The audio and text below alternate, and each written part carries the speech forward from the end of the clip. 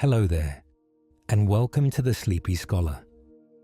Tonight's journey takes us into the quiet history of how people slept in the past. From ancient beds and shared rooms to night watches, warming pans, and the rhythms of life before electric light.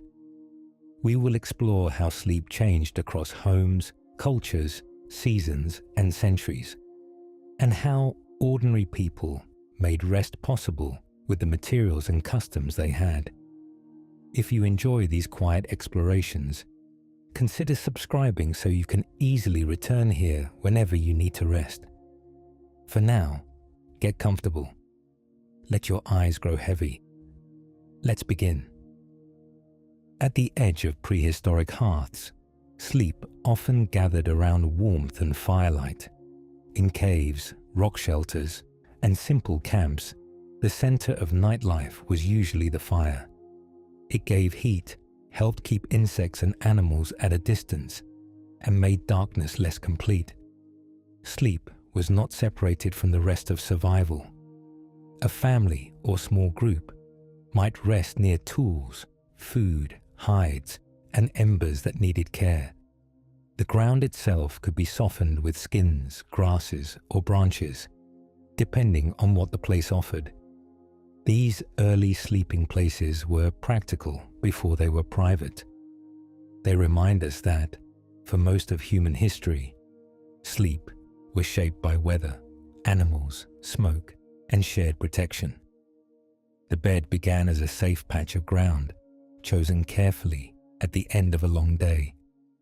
Some of the earliest known bedding was made from gathered plants rather than woven cloth or soft pillows. Archaeologists have found traces of ancient sleeping mats made from grasses, leaves, and other plant material, sometimes layered again and again in the same place. Such bedding was simple, but it could make a real difference. A raised mat of dry plants helped separate the body from cold earth, damp ground, and small biting insects. Some plant bedding may even have used aromatic leaves that naturally discourage pests. These sleeping surfaces were not furniture in the modern sense. They were built from the landscape, renewed when they wore out, and abandoned when people moved on. This kind of rest belonged closely to the seasons, because the best materials depended on what grew nearby and what could be collected without wasting effort.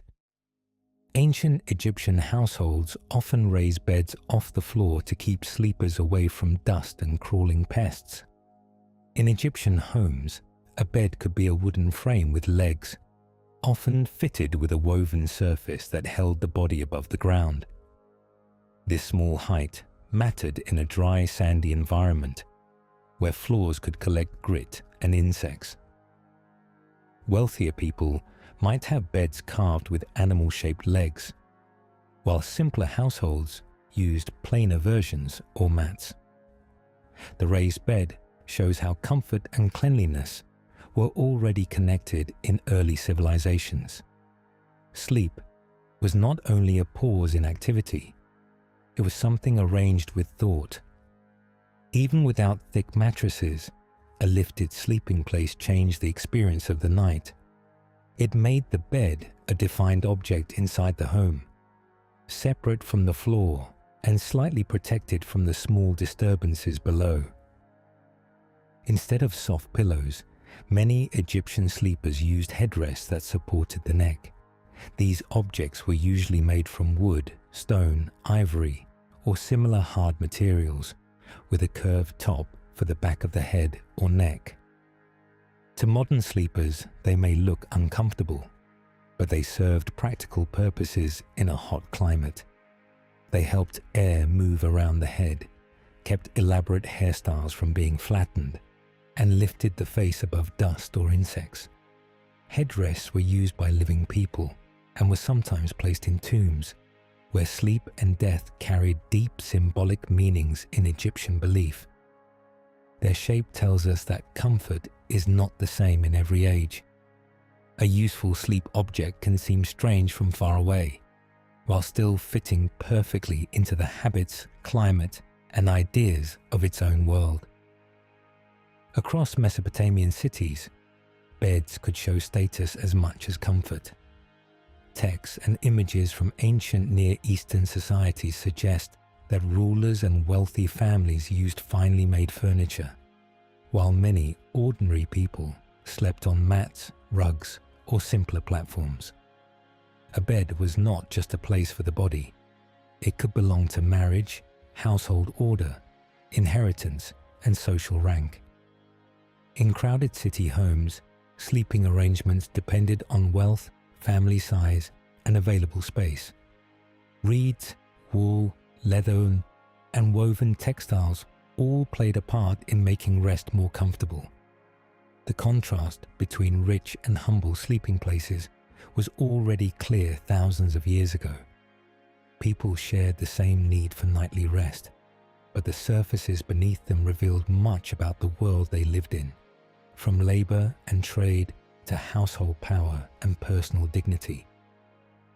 For ancient Greeks, the cline made resting, eating, and conversation part of the same piece of furniture. The Greek cline was a couch or bed-like frame used for reclining during meals, social gatherings, and ordinary rest. It shows that the boundary between bed, sofa, and dining seat was not always sharp. In wealthier homes, men reclined at symposia, drinking and talking while supported by cushions. At other times, a similar piece of furniture could serve for sleep. Mattresses were often filled with wool, feathers, or plant fibers, depending on means. Greek sleep was influenced by household layout, climate, and ideas about health. A cool room, a simple cover, and a raised frame could be enough. The cline reminds us that furniture can carry many meanings at once, holding the body during rest, hospitality, conversation, and the quiet end of the evening. Inside many Roman houses, the cubiculum was often a small sleeping room within a larger household routine. It could be used for sleeping, private meetings, storage, or dressing. The bed did not need the large bedroom setting that later homes would value. Roman domestic life often centered on courtyards, dining rooms, workshops, and public-facing spaces, while the sleeping room could be plain and enclosed. Beds varied greatly by wealth, from simple wooden frames to finer pieces decorated with bronze or ivory. Mattresses might be laid on straps or boards, with blankets added according to season. The Roman cubiculum shows a different idea of privacy. A person could have a room for sleep, yet that room still belonged to a busy household rhythm, where family, business, servants, and visitors moved through the day. A Roman mattress could be filled with materials such as wool, feathers, reeds, or straw. The filling depended on status, region, and what a household could afford. A wealthy Roman might rest on a softer mattress with fine covers, while a poorer person might use a simpler sack filled with straw or chaff. Beds often had frames with webbing, cords, or wooden support underneath, creating a surface that could be repaired rather than replaced completely. Blankets, cloaks, and coverlets added warmth when needed. Roman writers sometimes mention sleep in connection with health, habit, noise, and moderation, showing that people already noticed how rest affected daily life. Their bedding was familiar in some ways and distant in others. The same basic idea remains: a raised frame, a filled surface, and layers adjusted to the body and the season.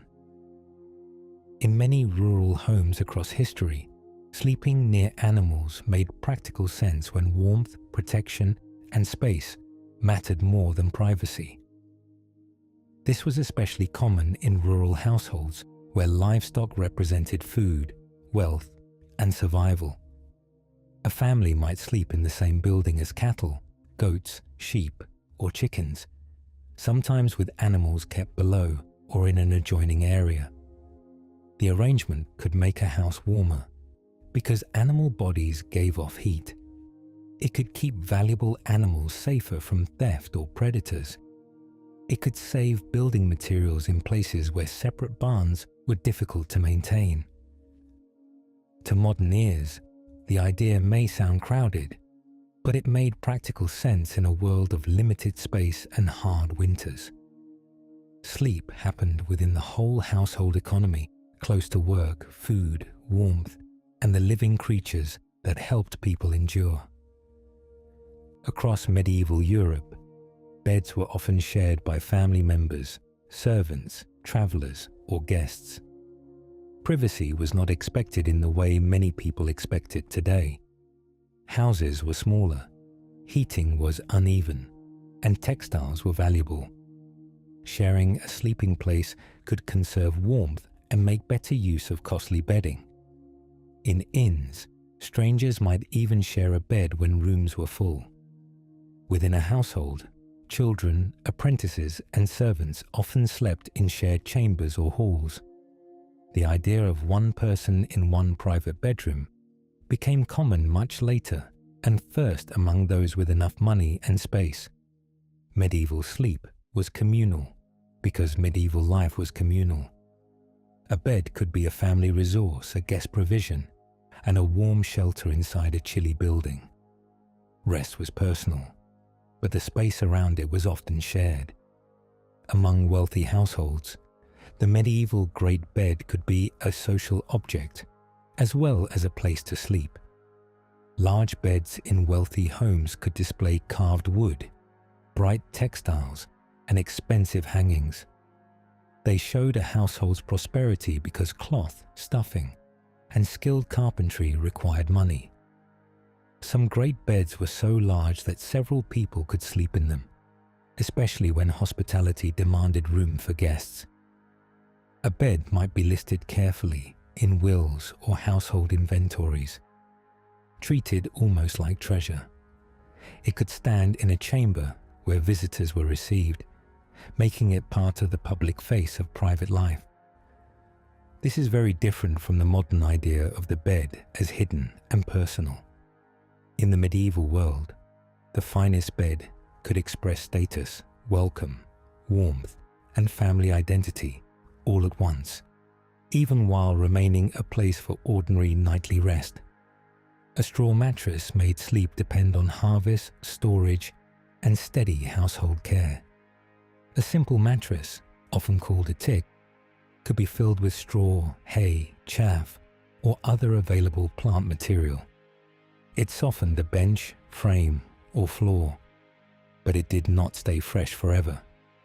The filling could flatten, gather dust, attract pests, or grow musty if damp. Households had to shake, air, refill, or replace it when they could. The quality of a straw bed changed with the season and with the family's resources. Fresh straw after harvest could feel very different from old filling near the end of winter. This made sleep part of the yearly cycle of work. Bedding was not something bought once and forgotten. It had to be maintained like clothing, tools, and stored food. Around a bed, hanging curtains could create a warmer and more private sleeping space before heated rooms were common. In castles, manor houses, and later town homes, a curtained bed could form a small room within a larger room. The fabric trapped some warmth close to the sleeper and softened drafts moving through cracks, shutters, doors, or stone walls. Curtains could protect against insects and shield the sleeper from servants, guests, or relatives sharing the same chamber. They were practical, but they could be beautiful as well. Made from wool, linen, or costly imported fabrics in wealthy households. The hanging cloth changed the feeling of sleep. It gave the bed an edge, a boundary, and a sense of enclosure. Before quiet, private bedrooms became ordinary. The curtained bed offered a smaller circle of comfort inside a busy and often chilly home. Over time, canopy beds answered the same problem of drafty rooms, while also becoming signs of wealth. The high frame above the mattress supported curtains or fabric coverings that could be drawn around the sleeper. In rooms with high ceilings, stone floors, or poorly fitted windows, this mattered. Warmth rose and escaped easily, while drafts moved close to the bed. A canopy created a pocket of stiller air. It could make sleep more comfortable without heating the whole room. Among wealthy families, canopy beds grew into impressive pieces of furniture, with carved posts and rich hangings that signaled status. Their beauty should not hide their practical origin. The shape answered a simple problem: how to make a small, warmer shelter for the body inside a large, cold interior. The bed became almost a tiny house within the house. In cold regions, warm stones, bricks, or metal bed warmers carried heat from the hearth to the sheets. Before central heating, getting into bed could mean meeting sheets that felt icy to the touch. A warm stone wrapped in cloth, a hot brick, or a metal pan filled with embers could be placed in the bed before sleep. The object had to be handled carefully because too much heat could scorch fabric or cause a fire. Long-handled warming pans were moved between sheets to spread warmth through the bedding. This practice shows how much effort once went into the first minutes of rest. People did not simply adjust a thermostat. They carried heat by hand from hearth to bed, using the stored warmth of fire to make the night kinder. Comfort was small, portable, and carefully watched. Before electric light, darkness shaped sleep more strongly than a fixed clock. Candles, oil lamps, rushlights, and firelight existed, but they cost labor or money and gave much weaker light than modern bulbs. For ordinary households, staying active deep into the night was not always practical. The setting sun strongly influenced evening work, meals, prayer, conversation, and rest. Winter nights were long, while summer nights were short, so sleep could stretch and shrink with the season. Public clocks became more common over time, but the body still lived close to natural light. This did not mean everyone slept perfectly or simply. Noise, labor, illness, babies, animals, and worry could disturb the night.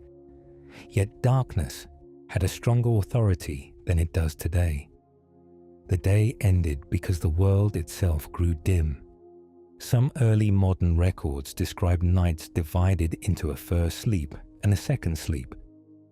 This pattern was not universal, and it did not happen in the same way for everyone, but it appears often enough to show that one long unbroken block was not the only historical expectation. In the quiet interval between sleeps, people might pray, talk softly, tend the fire, check animals, use the chamber pot, or simply lie awake in the dark. A farmer could notice the weather, a parent could care for a child, and a household member could stir embers so the fire would not die completely. This does not mean everyone welcomed waking. Cold, hunger, pain, and worry could still make nights difficult. The difference lies in expectation. Night waking could be treated as part of ordinary life, rather than as a simple failure of rest, especially where work followed daylight and artificial light was limited. Past nights could have a gentle middle space, neither fully busy nor fully asleep, shaped by darkness, household needs, and the slow pace of pre-industrial time. In monasteries, sleep belonged to a timed spiritual schedule rather than to private choice. In many medieval religious communities, monks or nuns slept in shared dormitories and rose during the night for prayer. Bells marked the hours, giving the darkness a rhythm of rest and worship. Beds were often simple, because comfort was balanced against ideals of discipline and humility. The exact schedule varied by order, season, and local rule. But the pattern was clear. Sleep belonged to community life. No one's rest was completely separate from the group. The dormitory, the chapel, and the bell were connected. This kind of sleep shows how deeply beliefs could shape the body's routine. Night was not empty time. It was divided, ordered, and given meaning by repeated practices that continued year after year. For sailors and night watchmen, rest often came in fragments because safety depended on someone staying awake. On ships, crews followed watches, with some people resting while others steered, handled sails, or looked for hazards. In towns and forts, watchmen guarded gates, streets, fires, and walls through the dark hours. Their sleep had to fit around duty rather than the other way around. A sailor might sleep in a hammock, a berth, or any dry, sheltered place available, depending on the vessel and period. The motion of the sea, the sound of rigging, and the need for sudden action made rest lighter and more broken than in a quiet home. Watch-based sleep shows a practical truth about the past. Communities and journeys often required divided nights, where the safety of many depended on the wakefulness of a few. A rope bed needed regular tightening because its support came from woven cords. In many European and colonial households, the mattress rested on a network of ropes stretched across a wooden frame.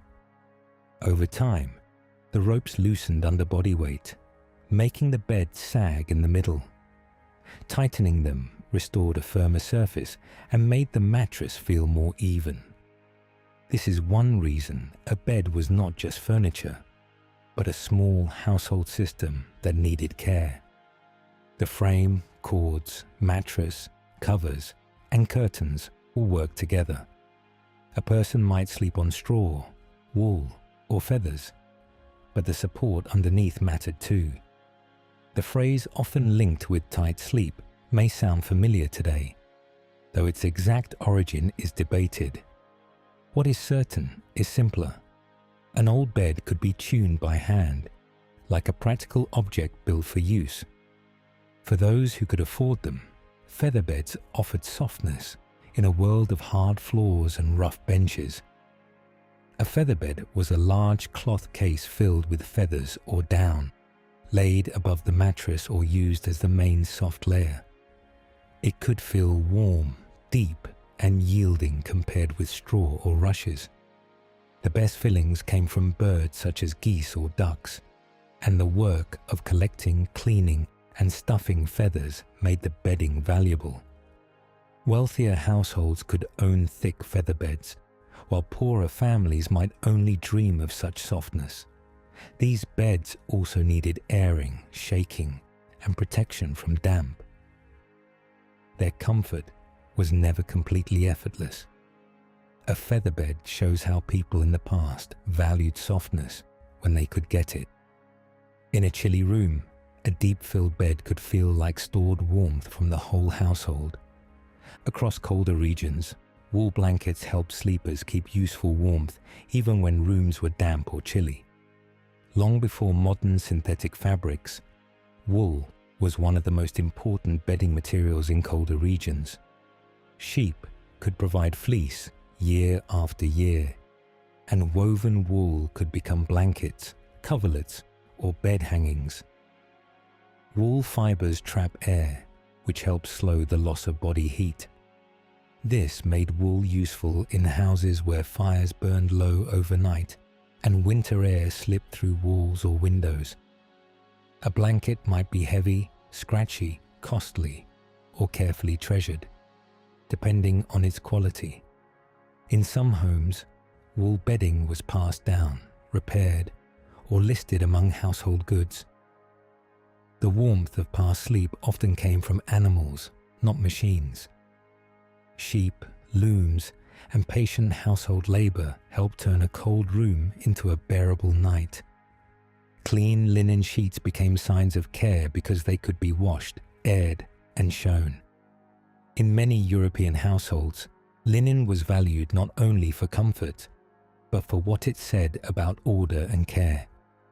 Sheets protected the mattress and covers from sweat, skin oils, and dirt, making the bed easier to keep fresh. Fine linen required flax, spinning, weaving, bleaching, and laundering, so it represented a great deal of labor. Wealthy families often stored linen in chests and counted it as part of household wealth. Clean sheets could be offered to guests as a mark of respect. For ordinary people, owning enough linen to change bedding often was not always possible. The history of sheets is therefore also a history of work. Behind a calm white bed lay fields of flax, washing tubs, sunlight, and repeated hands. In old houses, bedbugs were a familiar problem because wood, straw, curtains, and wall cracks offered hiding places. Wooden bed frames, straw mattresses, wall cracks, floorboards, and heavy curtains could shelter insects close to sleeping bodies. People in the past did not have modern pest control, so they used cleaning, airing, heat, herbs, smoke, and careful inspection as best they could. Some beds were designed so parts could be taken apart and cleaned. Fresh straw, washed linen, and sunning bedding all helped, though they did not guarantee freedom from pests. The presence of bedbugs shaped how people thought about beds, travel, inns, and domestic care. A comfortable-looking bed was not always a peaceful one. This quieter difficulty reminds us that sleep history includes the small life of rooms. The night was shared not only with family and fire, but sometimes with unwelcome creatures hidden in the seams. On many floors, rushes and other plant coverings made sleeping spaces softer, warmer, and less muddy underfoot. In medieval and early modern houses, fresh plant material, such as rushes, could be spread across floors, especially where stone, packed earth, or wooden boards felt cold. People might sleep directly on floor coverings, on pallets, or on low bedding nearby. Rushes helped absorb moisture and dirt, and they could be replaced when they became worn or foul. In wealthier homes, cleaner upper layers or scented herbs might be added for freshness. The practice was practical rather than luxurious. It connected sleep to the simple act of bringing the outside world indoors. Floors were not blank surfaces. They were managed with plants, sweeping, and seasonal renewal. A room prepared for rest might smell faintly of cut stems, smoke, wool, and the day's work. For poorer sleepers, a pallet offered a movable place to rest without a full bedstead. A pallet was a simple mattress or pad, often filled with straw or other cheap material, that could be laid on the floor and moved aside during the day. This was useful in small homes where one room had to serve many purposes. A floor space used for cooking, working, and eating could become a sleeping area at night. Pallets were also used by servants, children, apprentices, and travelers when better beds were unavailable. They made sleep flexible, but not always comfortable. The sleeper was closer to drafts, dirt, and floor damp. Even so, a pallet gave structure to rest. It marked out a temporary place for the body, soft enough to sleep on and simple enough to store when morning returned. To save space, trundle beds slid one sleeping place beneath another. These low beds, sometimes called truckle beds, could be pulled out at night and pushed away in the morning. They were especially useful for children, servants, or attendants who slept near someone of higher status. In a crowded household, this design made one chamber hold more people without permanently filling the floor. The trundle bed also shows how sleep could express social order. The higher, larger bed belonged to the master, mistress, or honored guest, while the lower, movable bed belonged to someone with less rank or less privacy. Yet the arrangement was practical too. It kept people close for warmth, care, and service. A small rolling bed beneath a larger one tells a quiet story about space, hierarchy, and the careful use of every room.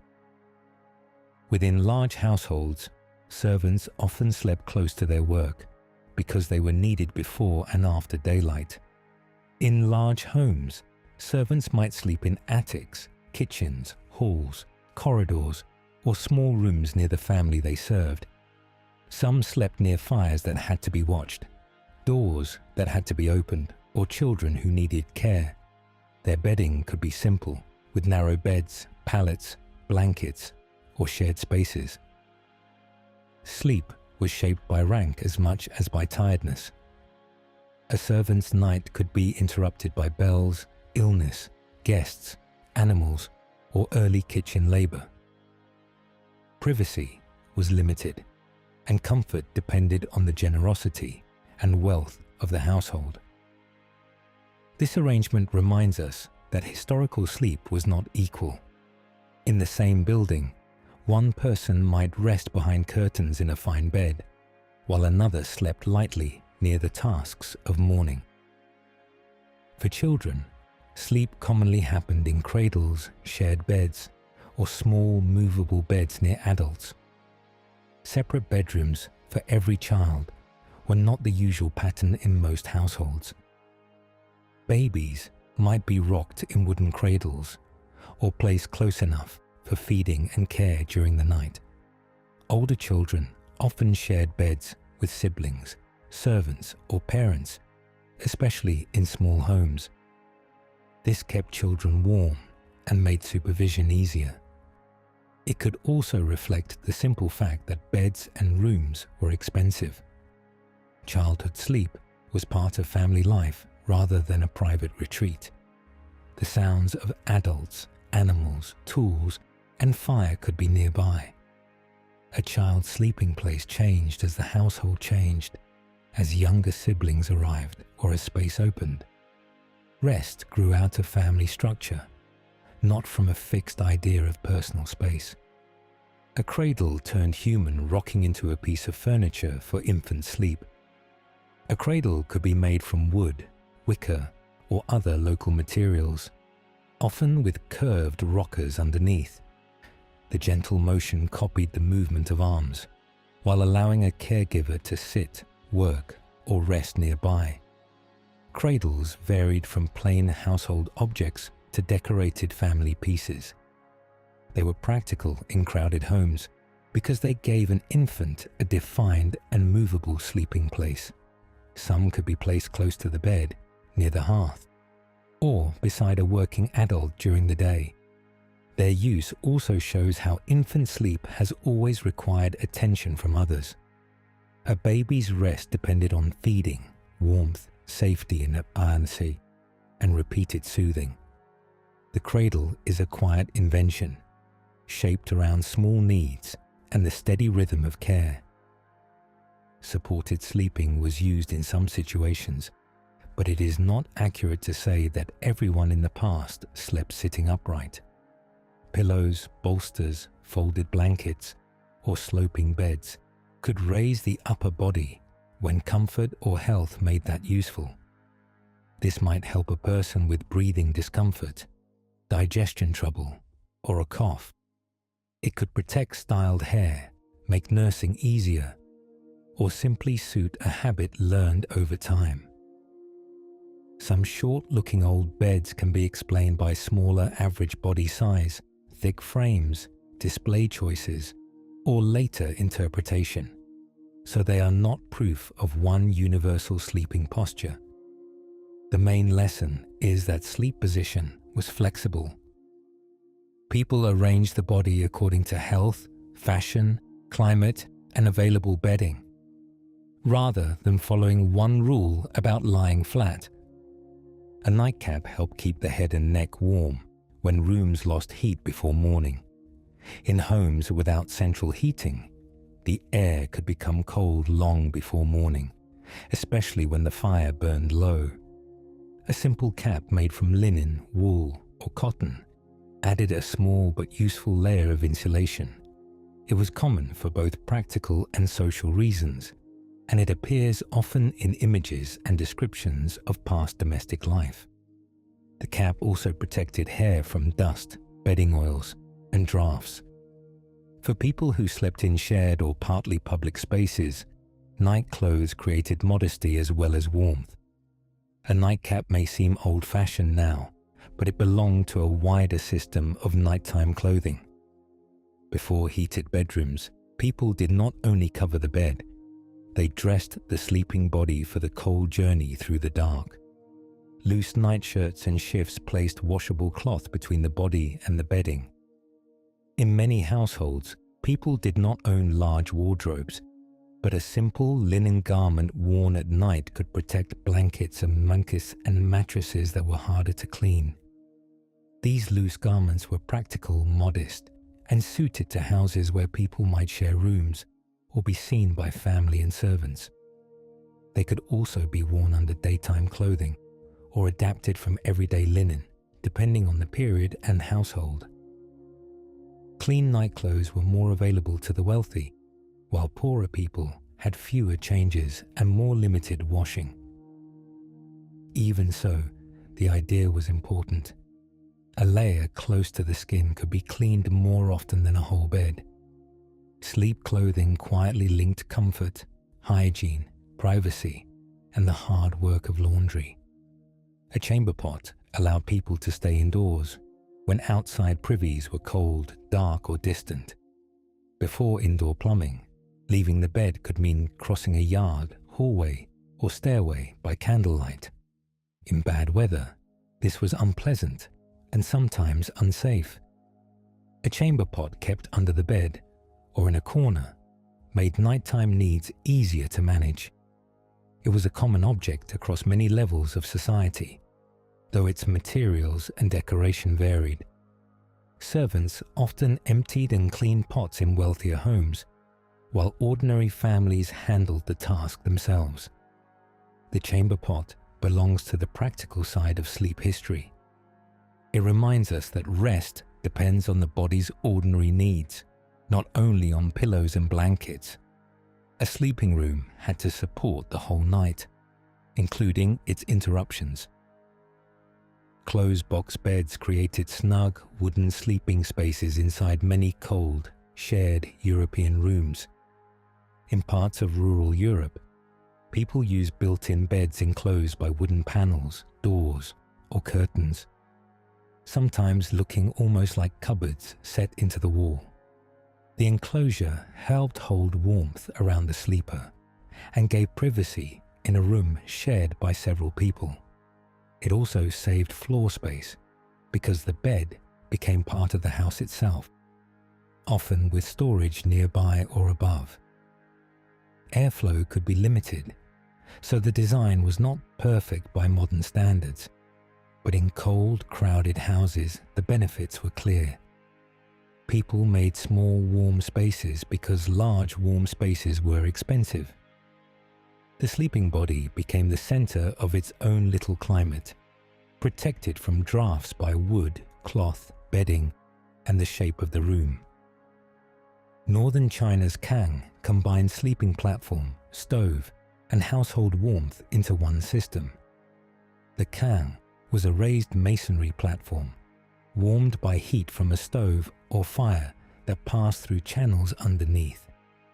People could sleep, sit, eat, sew, or talk on its warm surface, making it more than a bed. In cold regions, this was an efficient way to use fuel, because heat from cooking or heating could warm the platform before escaping. Bedding was laid on top, and family members might share the broad surface. During winter nights, the Kang shows a different path in sleep design. Instead of warming the air of a whole room, it warmed the solid place where bodies rested. The result was a warm island inside the house, built from brick, clay, fire, and daily routine. Korean ondol heating made the floor itself part of sleep. Traditional ondol systems sent heat and smoke from a fire through channels beneath a raised floor before venting it through a chimney. Because the floor became warm, sleeping close to it made sense. Mats and bedding could be spread out at night and folded away during the day, allowing rooms to change purpose easily. This style of living treated the floor as a clean, warm surface for resting, sitting, and family life. It also shaped posture, furniture, and household habits. A bed frame was not necessary when the architecture provided warmth from below. Ondol shows how technology can disappear into the room itself. The sleeper may only feel a gentle warmth under the bedding, while beneath the floor, a hidden path carries heat through the house. Japanese futon bedding made sleep flexible because it could be laid out at night and stored in the morning. In traditional Japanese homes, bedding placed on tatami mats allowed a room to serve different purposes across the day. A futon set usually included a mattress and a quilt, with pillows added as needed. After sleeping, the bedding could be folded and stored in a closet, helping keep the room open for eating, sitting, or receiving guests. Airing futons in sunlight also helped manage moisture and freshness. This practice reflects a different relationship between sleep and space. The bed was not always a permanent object dominating a room. It appeared when needed and disappeared when the day began. Rest became part of a rhythm of arrangement, care, and clean household surfaces. In parts of the Americas, hammocks changed sleep by lifting the body into moving air. Long before Europeans adopted them on ships, indigenous peoples in the Caribbean and parts of Central and South America used hammocks made from plant fibers or cotton. A hammock kept the sleeper above damp ground, crawling insects and uneven surfaces. In warm, humid climates, air could pass beneath the body, making rest cooler than lying on a mat or platform. It could be hung between trees, inside a shelter, or wherever strong supports were available. The hammock was light, portable, and well suited to places where people moved with the seasons or worked outdoors. Its gentle curve shaped the body differently from a flat bed. This form of sleep grew from climate and craft, using woven strength to create a suspended place of rest. At sea, sailors adopted hammocks because they suited the motion and cramped space of ships. A hanging hammock could sway with the motion of the vessel, reducing the feeling of being thrown against a fixed surface. It took up little room, could be packed away during the day, and allowed many crew members to sleep in crowded quarters. On naval ships, hammocks were often hung in rows, turning narrow spaces into temporary sleeping areas.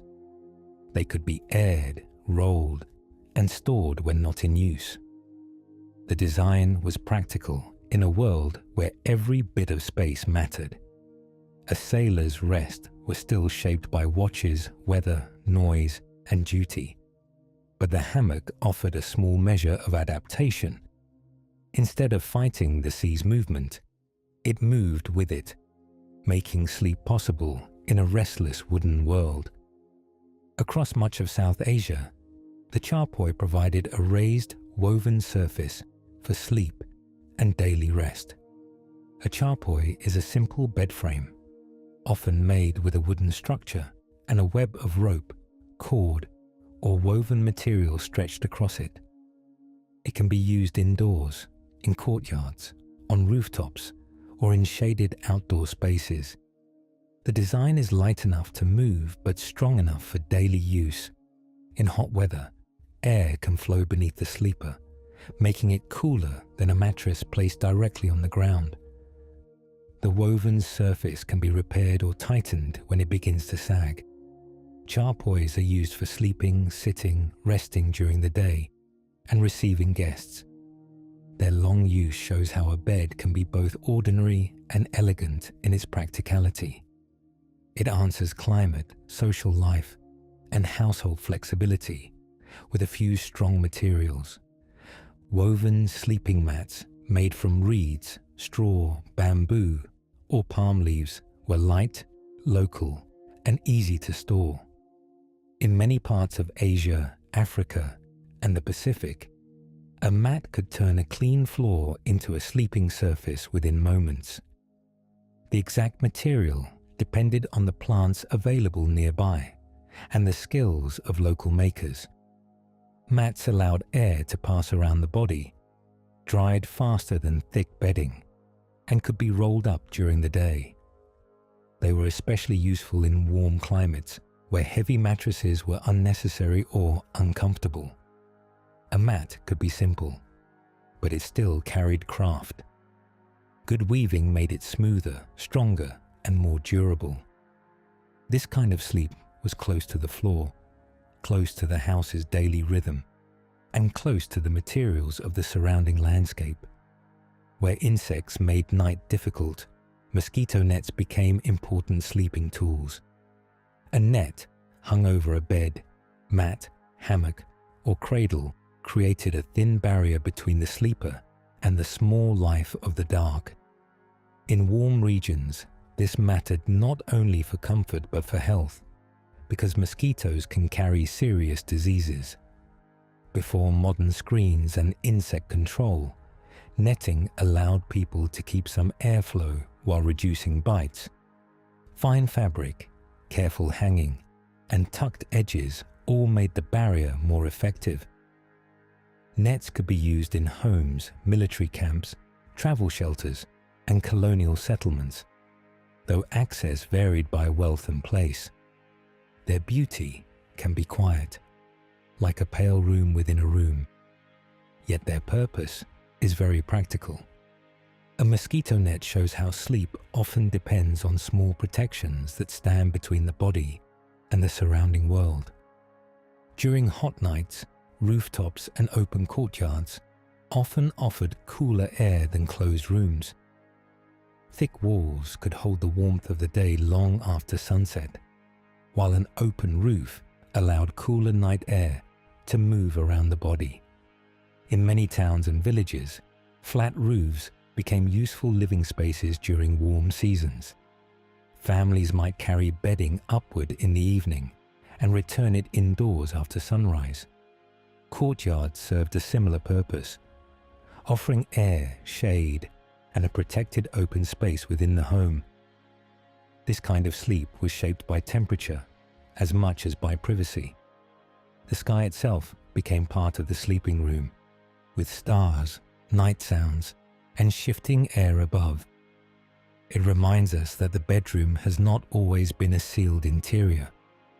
For many people, the best place to sleep was wherever the night was coolest. A midday rest became practical in many warm regions because afternoon heat made work harder. The habit, often called a siesta, is strongly associated with Mediterranean and Latin American cultures, though midday resting has appeared in many places. It was not simply laziness or leisure. Before electric cooling and modern work schedules, the hottest part of the day could be uncomfortable and unproductive, especially for outdoor labor. People might rise early, work in the cooler morning, pause after the main meal, then continue later when the heat softened. Sleep was spread across the day according to climate, labor, and meals. In some communities, shops and streets grew quieter during these hours. A midday rest shows that sleep history is not only about night, it is also about how people shape the whole day around light, warmth, and human energy. For agricultural workers, sleep often followed seasons rather than a steady year-round pattern. Planting, harvest, lambing, fishing runs, and other seasonal tasks could stretch the working day or break it into unusual hours. During harvest, people might rise before dawn and rest briefly when heat or exhaustion required it. In winter, longer nights could allow more time indoors, though chores, animals, and cold still interrupted sleep. This seasonal rhythm was common before industrial schedules made time more standardized. A person's sleep was tied to crops, weather, animals, and daylight. The body followed the demands of the land. Rest could be abundant in one season and shortened in another. This did not make past sleep simple or perfect, but it made it deeply connected to the environment. The field, barn, shoreline, and sky all helped decide when people could close their eyes. Among nomadic groups, sleep had to be portable because homes moved with herds, seasons, or trade routes.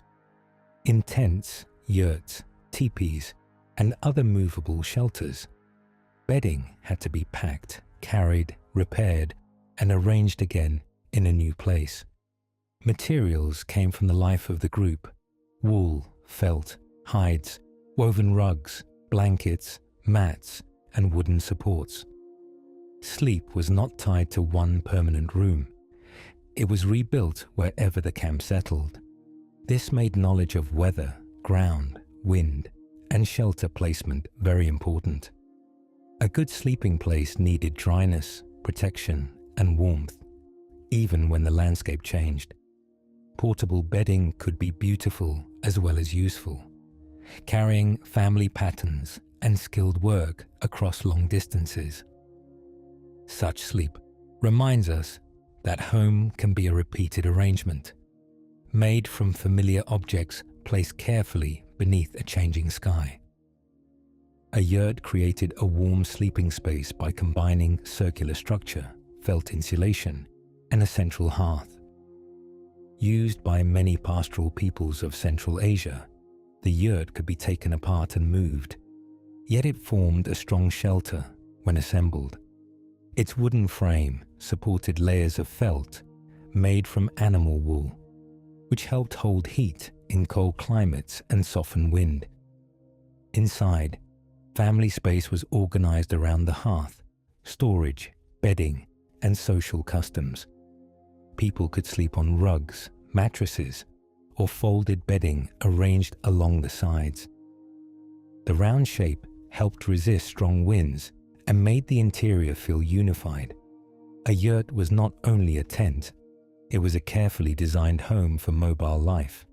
Its sleeping arrangements show how architecture and rest can travel together.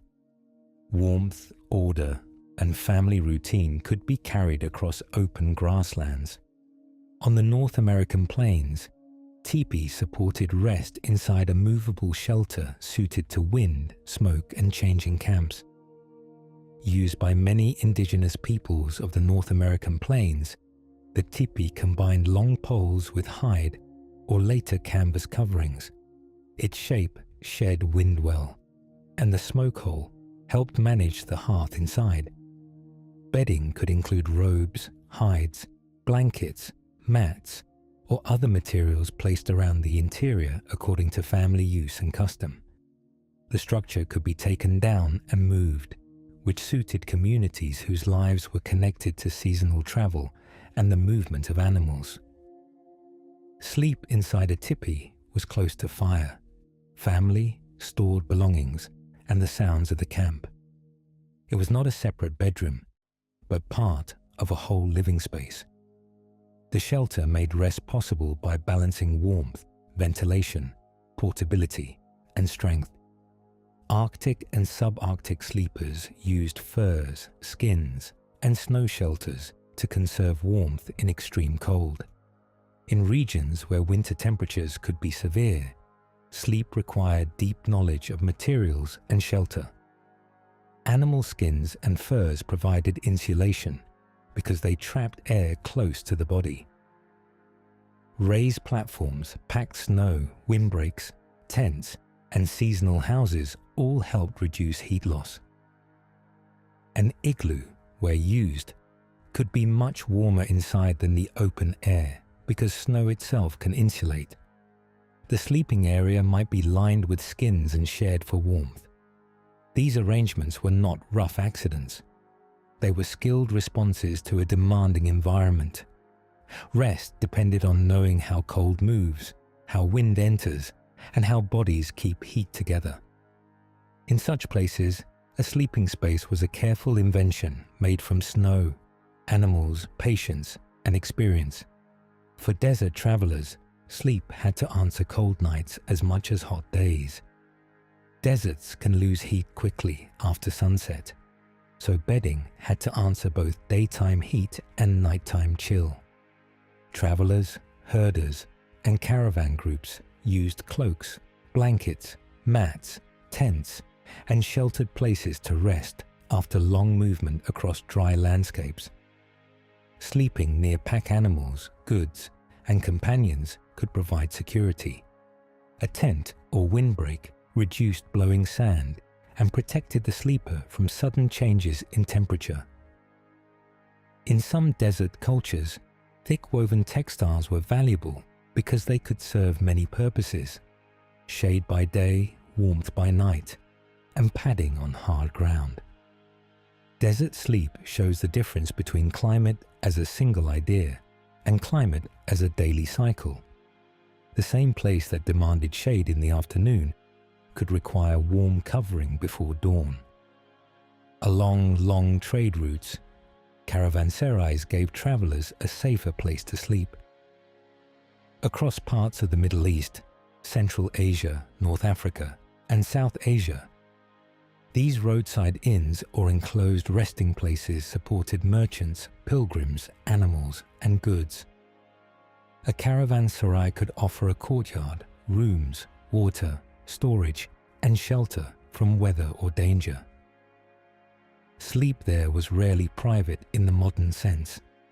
People might rest near their companions, animals, packs, and trade goods, listening to the sounds of many travelers under one roof or around one courtyard. These places helped long-distance travel continue across difficult routes. A bed might be simple, or a traveler might use his own bedding. The value was not luxury alone. It was safety, water, walls, and a recognized stopping place. For people far from home, sleep depended on trusted spaces built into the geography of travel. On sacred routes, pilgrims often slept in hostels, monasteries, barns, or simple shelters. Long journeys to holy places required networks of hospitality because travelers could not carry everything they needed.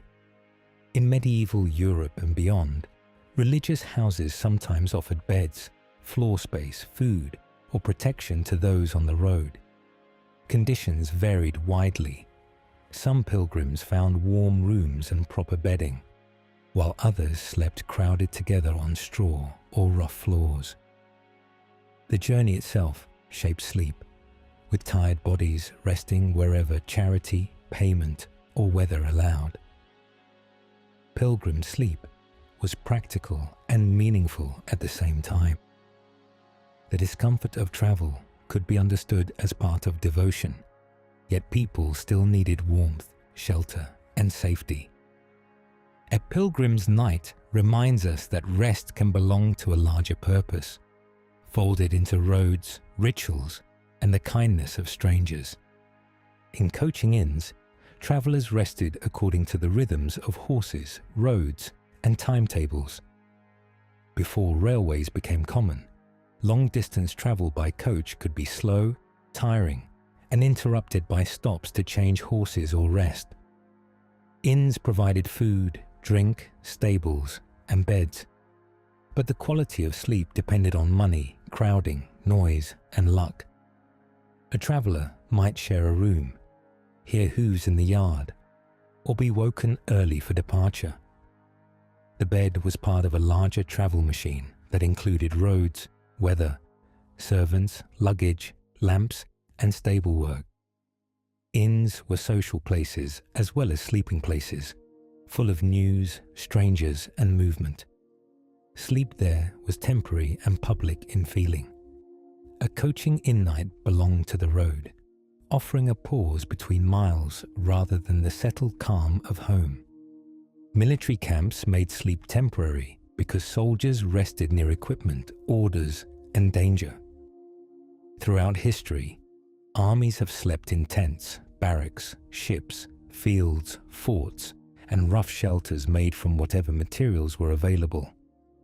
A soldier's sleeping place could be a blanket on the ground, a straw-filled sack, a bunk, or a shared tent. Rest was often broken by watches, drills, weather, alarms, or marching schedules. Even away from battle, camp life could be noisy and uncomfortable. Yet armies worked hard to organize sleep because tired soldiers could not move, build, guard, or fight well. The arrangement of tents and barracks reflected rank, discipline, and supply. Military sleep shows the practical side of large human groups. Rest had to be fitted into order, movement, and readiness, turning sleep into part of logistics rather than private comfort.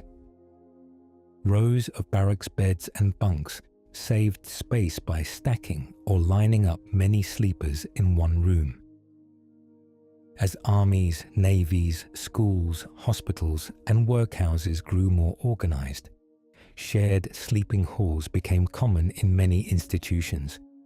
Rows of beds made people easier to supervise, count, and manage. Bunk beds used vertical space, allowing more bodies to fit inside a limited building. This arrangement reduced privacy, but increased efficiency. It could make cleaning and inspection simpler, especially when bedding was standardized. The experience of sleep changed in such spaces. A person rested among coughs, footsteps, whispers, and the movements of others.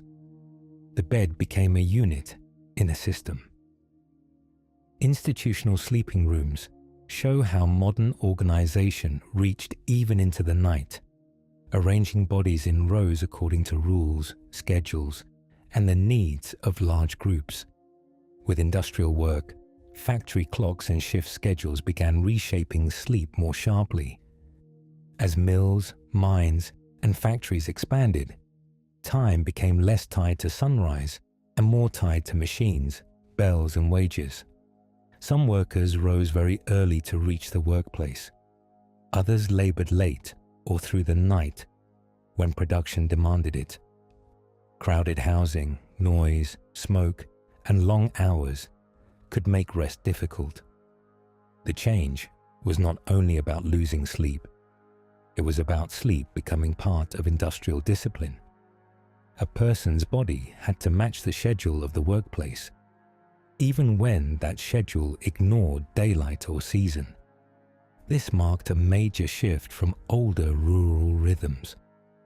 The clock on the factory wall began to compete with the sun, and sleep had to fit around the demands of machines that did not grow tired. Gaslight and later electric light made evening activity easier and brighter. Candles and oil lamps had always extended the day for those who could afford them, but gas lighting made streets, shops, theaters, and some homes brighter than before. Electric lighting carried the change further, giving people a steady, controllable light at the touch of a switch.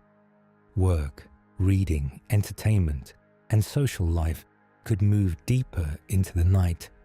This did not happen all at once, and many rural homes adopted new lighting slowly.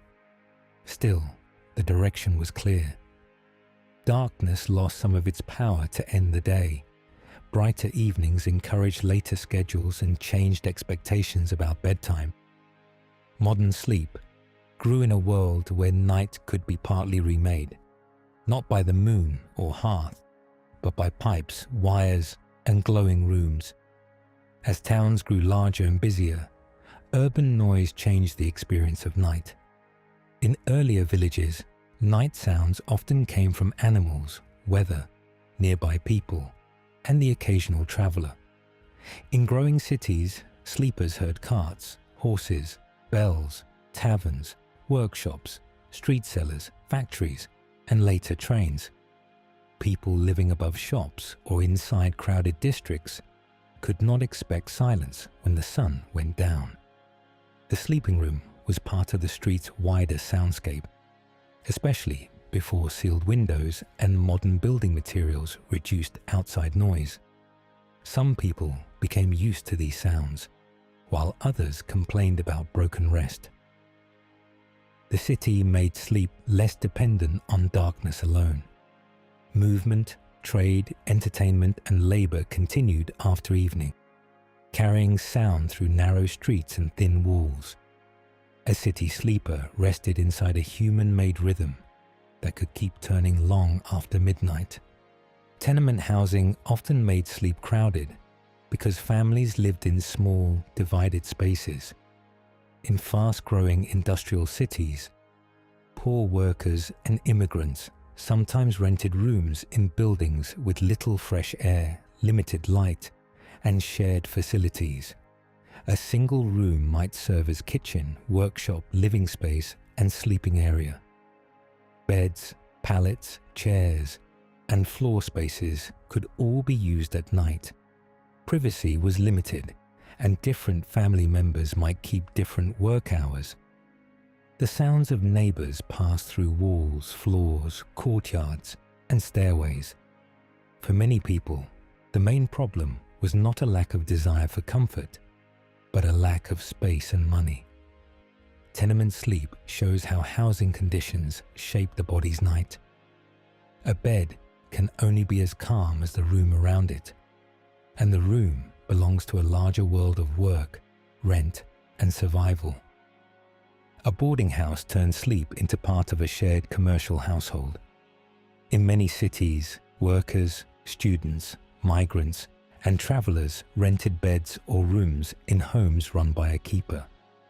Meals, laundry, heating, and household rules could be included, depending on the place and price. A boarder might have a private room, share a room, or sleep in a crowded dormitory-like space.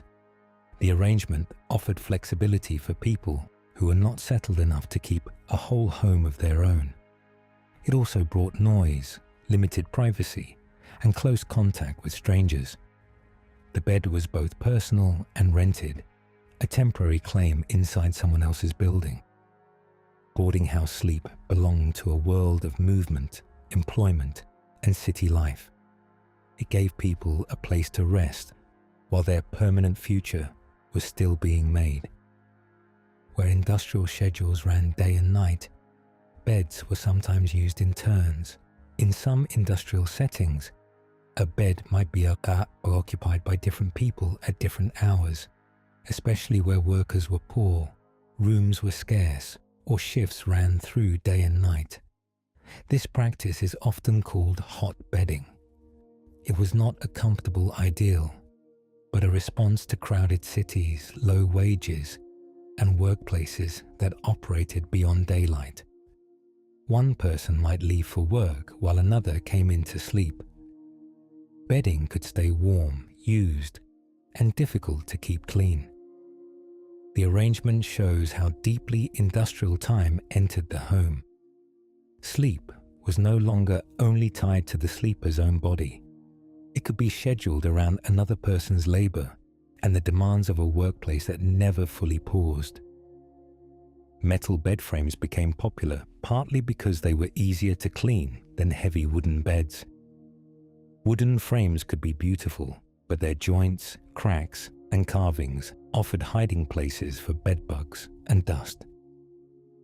Metal frames had smoother surfaces and fewer deep crevices, making them more appealing in an age increasingly concerned with hygiene.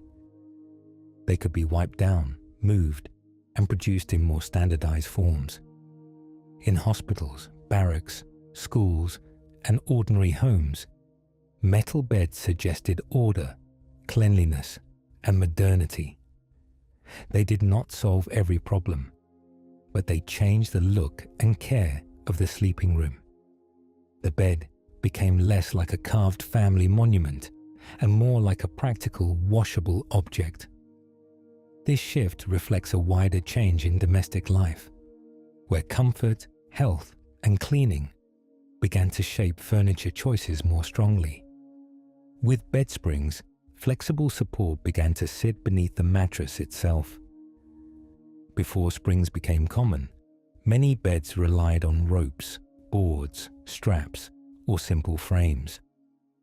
These could work well, but they often sagged, hardened, or needed regular adjustment. Metal springs introduced a surface that responded to weight with more bounce and evenness. The change developed gradually through different inventions and manufacturing methods, not as one single overnight transformation. Springs made it possible to separate softness from support in new ways.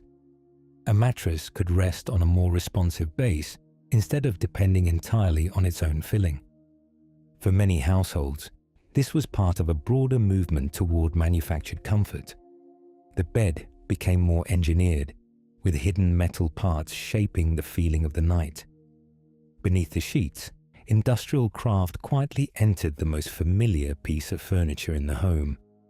Standard mattress sizes made bedrooms easier to furnish in the modern age. In older households, bedding was often made, altered, or filled to fit a particular frame, space, or family need. As manufacturing grew, beds and mattresses increasingly followed common sizes. This made buying sheets, frames, and replacement mattresses simpler. It also helped stores, hotels, hospitals, and institutions manage large numbers of beds with less custom work. A standard size may seem like a small detail, but it changed how people thought about sleep furniture. The bed became a product that could be selected, shipped, compared, and replaced.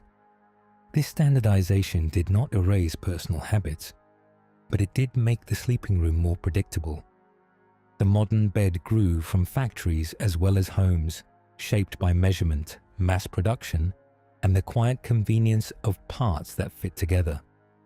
As homes grew larger and privacy became more valued, separate bedrooms became more common. For much of history, sleeping close to relatives, servants, guests, or animals was ordinary. With rising incomes, changing ideas about family life, and different house designs, more people began to expect individual or smaller sleeping rooms.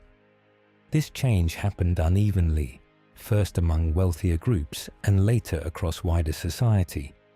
A private bedroom allowed people to control light, noise, belongings, and personal routine in new ways. It also changed childhood, marriage, illness, and domestic service, because each could be given its own space. The bedroom became less of a shared household chamber and more of a personal interior. This shift was not only architectural, it reflected a deeper change in how people understood comfort, modesty, health, and the boundary between public life and private rest. Twin beds became fashionable in some modern households because they were linked with health and personal space. During the late 19th and early 20th centuries, separate beds for married couples were sometimes promoted as cleaner, more hygienic, and better for undisturbed rest. Doctors, furniture sellers, and advice writers all helped shape these ideas, though habits varied widely by class and country. Twin beds did not mean emotional distance in every case. They could simply reflect changing beliefs about germs, ventilation, sleep quality, and the value of an individual sleeping surface. The fashion rose and later declined in many places as larger double beds became popular again. This history shows that even the shape of a couple's bed is not fixed. It can change with the medical advice, housing, advertising, and the quiet social meaning given to nighttime closeness. Fresh air health ideas made sleeping porches popular in some places. In the late 19th and early 20th centuries, many people worried about stale indoor air, tuberculosis, and the effects of crowded housing. Homes, hospitals, and sanatoriums sometimes included open or screened porches where people could sleep outside while still protected from rain and insects. The idea fit a wider movement that valued ventilation, sunlight, and contact with outdoor air. Families might move bedding onto a porch in warm weather, or patients might rest under blankets in cooler air as part of treatment routines. The sleeping porch shows how health beliefs can reshape architecture. A bed was moved from the sealed room toward the open edge of the house. Night air, once simply part of the outdoors, became something deliberately invited into rest. Before antibiotics changed tuberculosis care, sanatoriums organized sleep and rest as medical treatment. Patients often spent long hours lying outdoors or in well-ventilated rooms, sometimes wrapped warmly against cold air. The goal was not comfort alone, but a structured routine of rest, nutrition, fresh air, and supervision. Sanatorium buildings were designed with balconies, verandas, large windows, and quiet grounds. Beds could be lined up to catch light and air in carefully planned ways. The experience was highly regulated, with schedules for meals, rest, and limited activity. For patients, sleep was no longer only private recovery at home. It became part of an organized medical environment. This history is gentle but serious, showing how people used the knowledge they had at the time to create spaces where the body could conserve strength. Inside hospital wards, beds became part of observation, care, and medical order. In older hospitals, patients often rested in large shared rooms where nurses and doctors could move from bed to bed. Rows of beds allowed staff to monitor many people, change linens, deliver food, and keep routines organized. Privacy was limited, but supervision was easier. Clean bedding, ventilation, and spacing became important as medical understanding improved. The hospital bed itself changed too, becoming higher, narrower, adjustable, and easier to clean than many home beds. A patient's sleep could be interrupted by pain, care, lamps, footsteps, and the needs of other patients. Yet the bed also represented protection and treatment. Hospital sleep shows a different kind of night, where rest is watched over by others and shaped by the steady routines of healing. Prison and workhouse sleeping arrangements were often designed for control rather than comfort. Beds, bunks, hammocks, or simple platforms could be placed in cells or dormitories according to the rules of the institution. The arrangement made people easier to count, separate, supervise, and discipline. Bedding was usually plain, standardized, and limited. In workhouses, poor people might sleep in large wards, divided by age, sex, or status. In prisons, the sleeping space could reinforce isolation or order. These settings reveal how power can shape even the hours when the body is still. A bed is not always a symbol of ease. In institutions, it can become part of a system that manages people. This fact is quiet but important, because the history of sleep includes both care and control, both shelter and restriction. Modern hotels help create the expectation that travelers could find a private bed away from home. Older inns often involved shared rooms, shared beds, and close contact with other guests. As travel expanded and cities grew, hotels offered more standardized rooms, services, and levels of privacy. Clean sheets, a lockable door, a bell for service, and later electric light or private bathrooms became signs of comfort. A hotel bed was temporary, but it could feel more personal than earlier travel lodging. The hotel also changed trust. Travelers paid not only for shelter, but for the promise that the room had been prepared before they arrived. Sleep became part of commercial hospitality on a larger scale. The bed away from home was no longer only a place to stop. It became an experience to be managed, advertised, and judged. On railways, sleeper cars allowed people to rest while the journey continued through the night. Before trains, most long overland travel required stopping at inns or enduring uncomfortable motion in coaches. Sleeping cars created berths that folded, stacked, or enclosed travelers inside moving carriages. They saved time by combining travel and rest, especially on long routes. The experience was not the same as sleeping at home. Passengers felt the motion of the train, heard wheels on rails, and shared space with strangers separated by curtains, compartments, or narrow corridors. Yet the idea was powerful. A person could close their eyes in one city and wake far away. The sleeper car changed the meaning of distance by turning night into travel time. Rest became mobile, carried forward by steam, steel, timetables, and the long, dark line of the track. Aboard steamships and ocean liners, sleep at sea became a matter of class, cabin, and engineering. Earlier ships offered cramped and often rough sleeping conditions, especially for ordinary sailors and poorer passengers. As passenger ships developed, cabins, berths, bedding, ventilation, and service became more organized. Wealthy travelers might sleep in private staterooms with fine furnishings, while steerage passengers had much simpler accommodations. The ship's motion, engine vibrations, sea air, and unfamiliar sounds shaped every night on board. Beds had to fit the vessel's structure and the needs of safety. Rails, narrow berths, and compact storage helped keep order in a moving world. Sleep at sea shows how technology and social rank traveled together. The same ocean held many different nights, from elegant cabins to crowded spaces below, all carried across the water by the same ship. With air travel, many passengers met a new kind of uncomfortable sleep, shaped by seats rather than beds.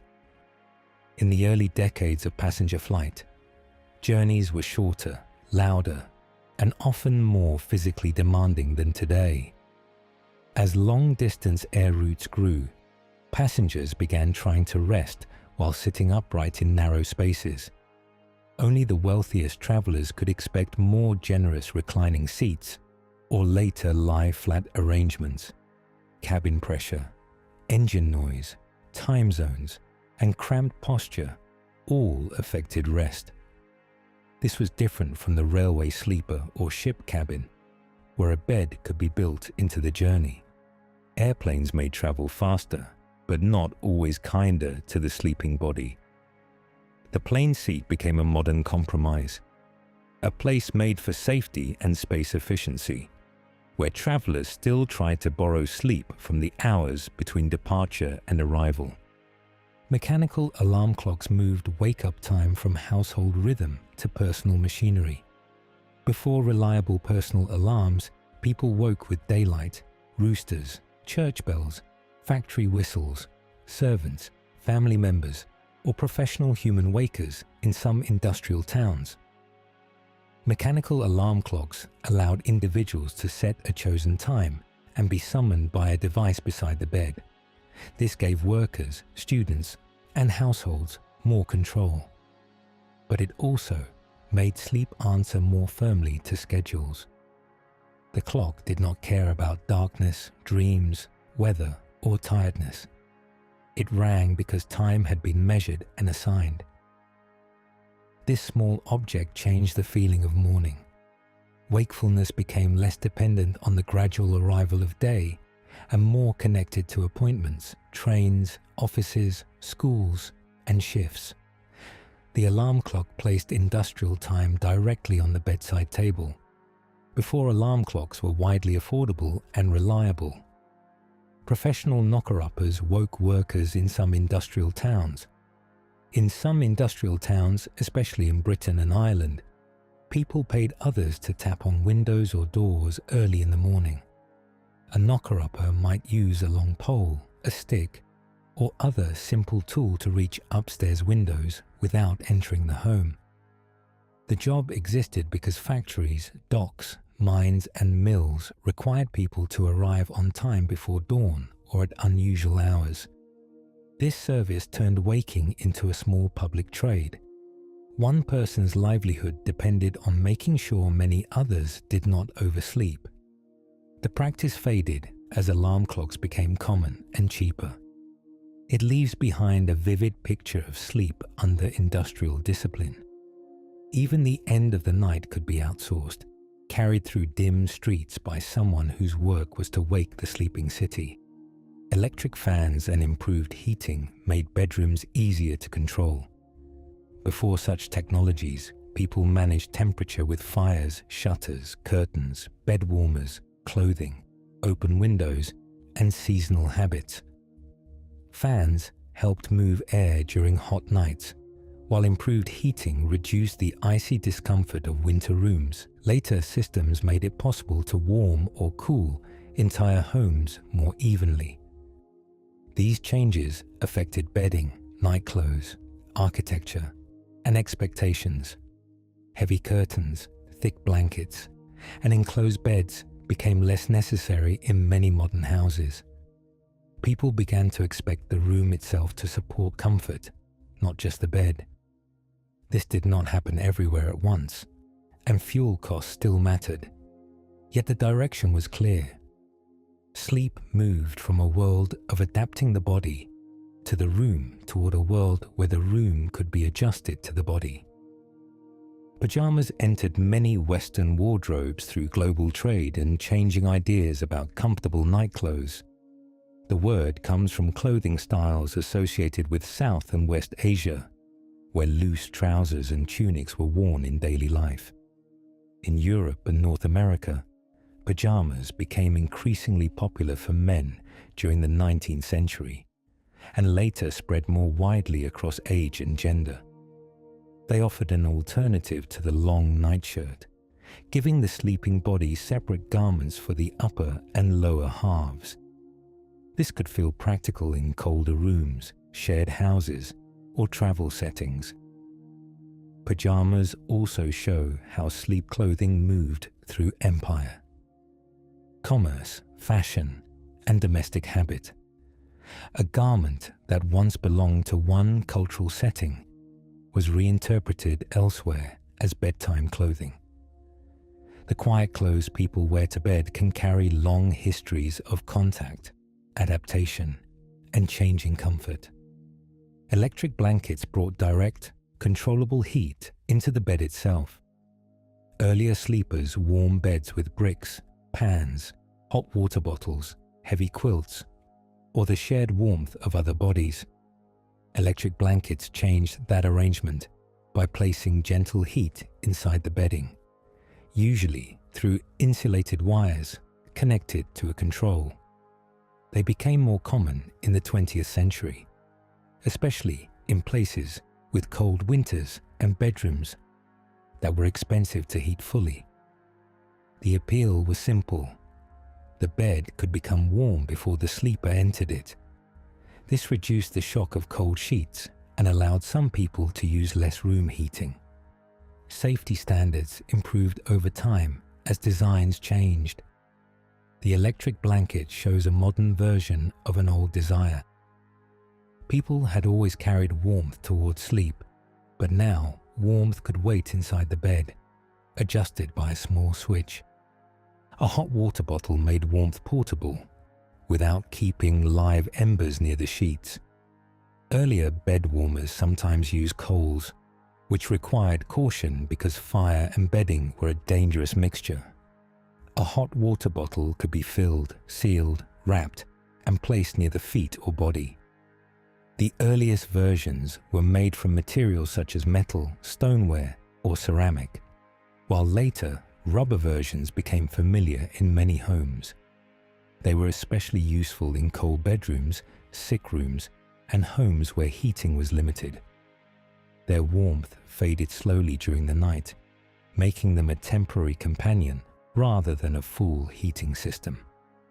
A hot water bottle is a small object, but it says a great deal about domestic care. Someone had to heat the water, test the seal, wrap the surface, and place warmth exactly where the sleeper needed it. Synthetic mattresses replaced many older natural fillings with manufactured materials. For centuries, people slept on straw, wool, feathers, cotton, horsehair, kapok, or other plant and animal materials. In the 20th century, foam and synthetic fibers became more common, offering lighter, cleaner, and more standardized bedding. These materials could be shaped, marketed, shipped, and replaced in ways that suited modern manufacturing. A mattress no longer depended as directly on harvests, flocks, or careful refilling by the household. It became an engineered product with layers designed for support, softness, and durability. This did not make all mattresses better, but it changed expectations. People began to compare firmness, thickness, and materials as consumer choices. The bed beneath the sleeper became less like a filled sack and more like a design system, built in factories and sold through stores. Memory foam introduced a mattress surface that slowly shaped itself around the body. Developed from research into cushioning materials, foam that responds to heat and pressure entered consumer bedding in the late 20th century. Unlike straw, wool, or springs alone, memory foam slowly compresses under weight and then returns toward its original form. This made it attractive to people seeking pressure relief or a different feeling of support. Its rise shows how modern sleep became connected to material science, advertising, and personal preference. The sleeper was no longer choosing only between hard and soft. The bed could be described through response, contour, density, and body alignment. A mattress had become a technical object, even when hidden under ordinary sheets. The quiet surface of sleep carried the work of laboratories, factories, and changing ideas about comfort. Over time, pillows changed from simple supports into highly varied objects shaped by posture and preference. In many older societies, pillows could be hard headrests, folded cloth, stuffed bags, bolsters, or rolled bedding. Over time, softer pillows filled with feathers, down, cotton, wool, foam, or synthetic fibers became common in many homes. Their purpose also expanded. A pillow could support the head, raise the upper body, separate the knees, decorate the bed, or make sitting up easier. As beds became more private and consumer goods became more available, people could choose pillows for softness, height, and sleeping position. This variety would have been unusual in many earlier households, where one pillow or bolster might serve several needs. The modern pillow shows how personal sleep has become. A small cushion now carries expectations about health, comfort, habit, and the exact shape of one person's rest. Duvets simplified bedding by combining warmth and covering into one soft layer. In many older European beds, warmth came from a stack of sheets, blankets, coverlets, quilts, and sometimes bed curtains. Duvets, filled with down, feathers, wool, or synthetic material, offered a single thick covering that could replace several separate layers. They were long used in parts of Northern and Central Europe and became more widespread elsewhere during the 20th century. The duvet cover made cleaning easier because the outer fabric could be washed more often than the filling. This changed the morning routine too. Making the bed could become less about arranging many blankets and more about shaking one large cover into place. The duvet reflects a modern taste for softness and simplicity. It turned the bed into a warmer, lighter, and more easily managed place. Quilts could carry family memory because they were often made from pieces of cloth gathered over time. In many households, especially where fabric was valuable, leftover scraps from clothing, sacks, or worn textiles could be cut and sewn into patterned layers. A quilt provided warmth, but it also preserved traces of daily life. A piece of a child's dress, an old shirt, or a saved fabric remnant could become part of the night covering. Quilting could be solitary work, family work, or community work, depending on place and tradition. It joined usefulness with design. The finished quilt might be passed down, repaired, or stored for special use. This kind of bedding shows that sleep objects can hold stories without words. The cover over a resting body may contain years of labor, memory, economy, and patient hands. Children's sleepwear changed as childhood became more protected and more commercially defined. In earlier households, children often slept in simple shifts, shirts, shared garments, or whatever clean clothing was available. As clothing production expanded, children's nightgowns, pajamas, sleepers, and later flame-resistant sleepwear became distinct products. These garments reflected concerns about warmth, modesty, safety, washing, and the special needs of growing bodies. They also reflected a changing idea of childhood as a separate stage with its own rooms, toys, schedules, and clothing. A child's bedtime became more ritualized in many modern homes, with stories, nightlights, and specific sleep clothes. This was not universal, and many children still slept in crowded or difficult conditions. Yet the rise of children's sleepwear shows a wider cultural shift. The sleeping child became a focus of care, design, regulation, and quiet domestic attention. Nightlights softened the darkness of children's bedrooms without fully ending it. Before electric lighting, a child who feared the dark might rely on a candle, firelight, moonlight, an open door, or the nearness of family. Electric nightlights offered a safer and steadier glow than an unattended flame. They made hallways, nurseries, and bedrooms easier to navigate during the night. Parents could check on a child, and children could wake without meeting complete darkness. The small light also shows how private bedrooms changed family sleep. When children slept apart from adults, the room needed new forms of reassurance. A nightlight is not simply a device. It is a small answer to separation, safety, and imagination. It marks a world where sleep has its own designed environment, even for the youngest people in the house. Bedtime stories became a common family ritual as literacy, children's books, and private homes expanded. People have always told stories at night, but the modern habit of reading to children in bed depends on books, lighting, time, and a cultural value placed on childhood.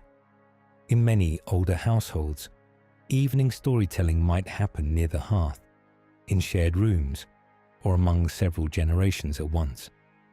Later, a parent with a printed book beside a child's bed became a familiar image of domestic life. This ritual gently connected learning, comfort, language, and sleep.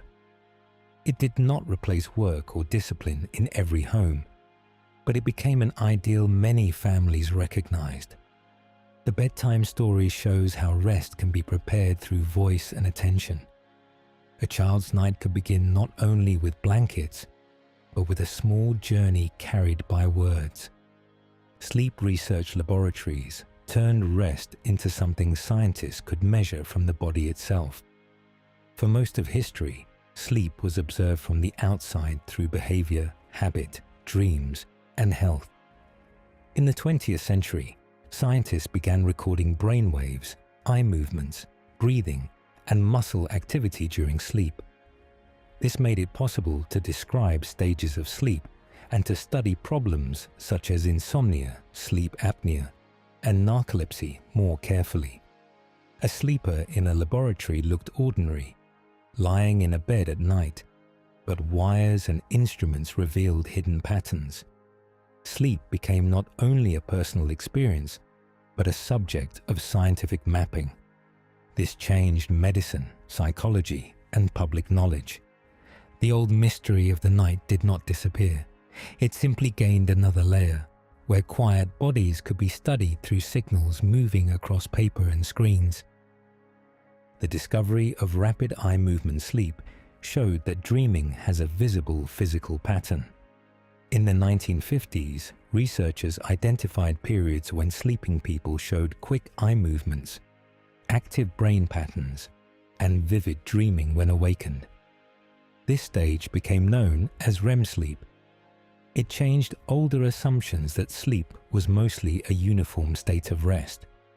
Instead, the night appeared as a cycle of changing stages, with the brain sometimes surprisingly active, while the body remained still. This discovery influenced how doctors, scientists, and ordinary people thought about dreams, memory, and the sleeping mind. It also showed that a peaceful sleeper may be moving through rich inner activity unseen by anyone nearby. The bed looked the same from the outside, but inside the body, the night had structure. Sleep was revealed as an active, patterned part of life. Treatment for sleep apnea brought medical machines into many modern bedrooms. Sleep apnea, a condition in which breathing repeatedly pauses or narrows during sleep, was recognized more clearly as sleep medicine developed. Continuous positive airway pressure, often called CPAP, became an important treatment because it helps keep the airway open with a steady stream of air through a mask. For people who use it, sleep may include tubing, a small machine, fitted masks, filters, and nightly cleaning. This is a very different image from a straw mattress or curtain bed, but the goal is the same. Safer, more restorative rest. The bedside machine shows how sleep has become part of modern medicine. It also reminds us that a quiet night depends on breathing, anatomy, technology, and care that may be almost invisible by morning. Digital alarm clocks place glowing numbers near the sleeper and changed the look of night. Mechanical clocks ticked, rang, and needed winding, while digital clocks offered bright displays and precise time at a glance. For some people, the steady numbers brought reassurance. For others, they made wakefulness more noticeable, especially during the middle of the night. A person could open their eyes and instantly know how much night was left. This changed the feeling of insomnia and early waking. Time became visible in the dark without lighting a lamp. The bedside clock also connected sleep to electricity, radio, batteries, and later phones. It turned the sleeping room into a small timekeeping space, always measuring the hours even when the body wished to ignore them. The glow of numbers became one of the quiet symbols of modern night. Television moved evening entertainment into the home and changed the path toward bedtime. Before radio and television, many evenings ended with reading, handwork, conversation, prayer, visiting, or quiet household tasks. Television created a shared glowing focus that could keep people awake later, with news, dramas, comedy, sports, and late-night programming. In some homes, a television entered the bedroom itself, bringing public entertainment into the most private sleeping space. This changed habits slowly and unevenly, but the influence was wide.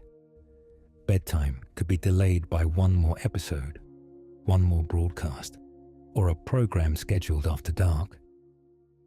The screen made evening feel less tied to natural light and more tied to media schedules.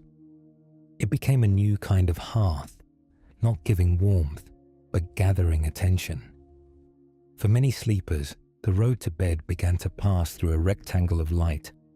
Smartphones made communication, entertainment, work, and light fit in the hand beside the bed.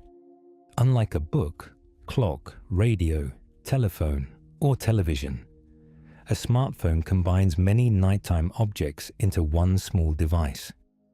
It can wake the sleeper, answer messages, play music, show news, display videos, track health, and keep time. This convenience also makes it easy for the day to follow people into bed. Messages, alerts, and endless scrolling can push sleep later or interrupt the quiet edge of the night.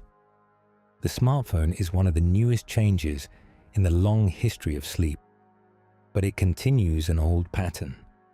People have always used available tools to extend light, manage time, and stay connected. The difference is scale. A whole busy world can now rest on the mattress beside the pillow. Wearable trackers turned rest into data that people can review after waking. Wrist devices, rings, phone apps, and mattress sensors estimate sleep duration, movement, heart rate, breathing patterns, and sometimes sleep stages. These measurements are not the same as a full sleep laboratory study, but they have made many people more aware of their habits. A sleeper can wake and see charts about a night they mostly do not remember. This is a new kind of relationship with rest. In the past, people judged sleep by morning feeling, dreams, light, work, and household rhythm. Modern trackers add numbers, graphs, scores, and trends. For some, this can encourage better routines. For others, it can create worry about imperfect sleep. The ancient human need remains unchanged, but the quiet night has become something that can be counted. Today's ideal bedroom often tries to separate sleep from the rest of daily life. Unlike many sleeping spaces of the past, earlier beds stood in halls, kitchens, shared chambers, ships, tents, workshops, and crowded rooms where sleeping mixed with work, storage, animals, and social life. The modern ideal bedroom is often quieter, darker, more private, and more specialized. Curtains block light, mattresses are chosen for one or two people, and the room may be arranged around rest itself. This ideal is not available to everyone, and many people still sleep in shared, noisy, or temporary spaces. Yet the cultural expectation has shifted strongly. A good sleeping place is often imagined as personal and controlled. The history of sleep shows how unusual that expectation is. Much of humanity rested wherever warmth, safety, space, and custom allowed. The way people slept in the past shows that rest has always been shaped by the world around the bed. Bodies need sleep in every age, but the setting has changed again and again. Firelight, woven mats, raised frames, shared chambers, night watches, enclosed beds, factory clocks, electric lamps, medical machines, and glowing screens all left their mark on the night. People did not sleep according to biology alone. They slept according to climate, work, wealth, belief, family, danger, technology, and the materials close at hand. This long history makes the ordinary bed feel less ordinary. It becomes a meeting point between the body and its time. Across centuries and cultures, people kept reshaping rest around the materials they had and the lives they led. A bed could be a pile of grasses, a woven mat, a raised wooden frame, a curtained chamber, a warm floor, a hammock, a bunk, or a carefully engineered mattress. Some nights were shared, some were cold. some were carefully protected, and some were interrupted by duty, noise, illness, animals, or the slow demands of the household. Yet through all of these changes, people kept finding ways to make darkness safer, warmer, and more bearable. Looking back, the quiet lesson is simple. Every age had its own version of the night. The place where a person rested was never just a place to stop. It was a small shelter made from history, skill, care, and hope. Sleep well. Good night.